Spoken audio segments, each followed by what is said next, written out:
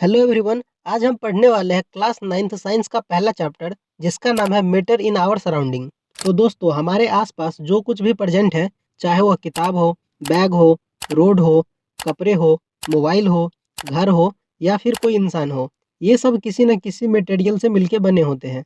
तो इसका मतलब हर कुछ मैटर ही होता है? तो ऐसा नहीं है। इस यूनिवर्स में कुछ ऐसी भी चीज़ें होती है जिसे हम मैटर कंसिडर नहीं करते हैं।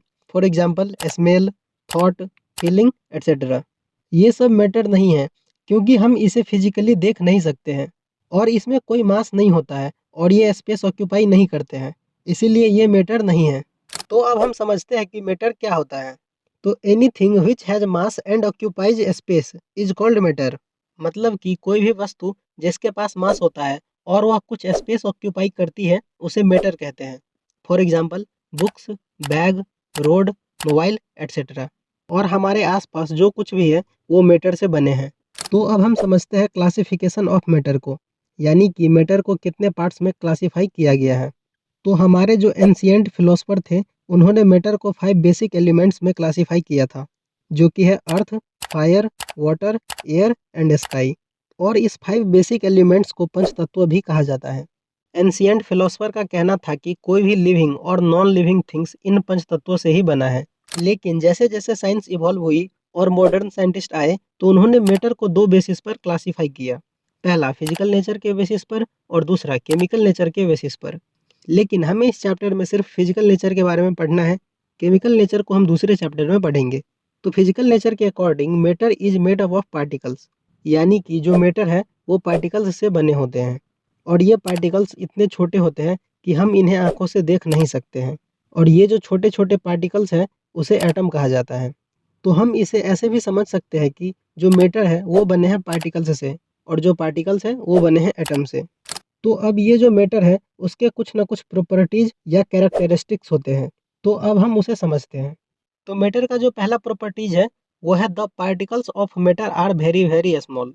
यानी कि मैटर के जो पार्टिकल्स होते हैं वो बहुत ही छोटे होते हैं। इसे हम एक एक्सपेरिमेंट के थ्रू समझने की कोशिश करते हैं। तो हम एक बीकर में 100 ml वाटर लेंगे और उसमें 2-3 क्रिस्टल पोटेशियम परमैंगनेट के डाल देंगे। तो थोड़ी देर बाद वाटर का कलर चेंज होकर डीप पर्पल कलर हो जाएगा। अब हम फिर से एक बीकर में 90 ml वाटर लेंगे और जो पहला वाला बीकर था उसमें से 10 ml वाटर निकालकर इस बीकर में रख देंगे।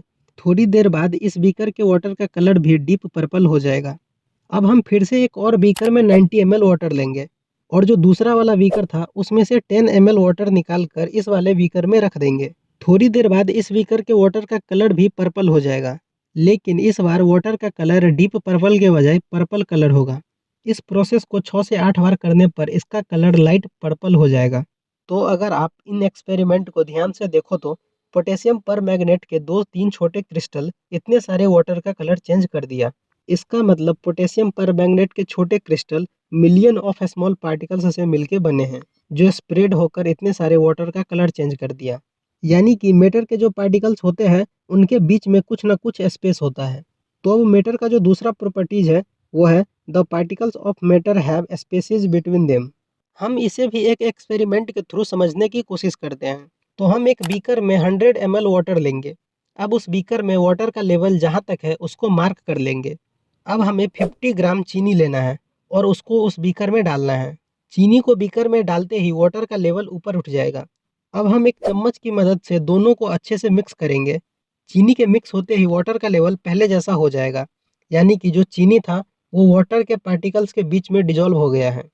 इसका मतलब मैटर के पार्टिकल्स के बीच में कुछ ना कुछ स्पेस होते हैं। अब मैटर का तीसरा जो प्रॉपर्टीज है वो है the particles of matter are continuously moving.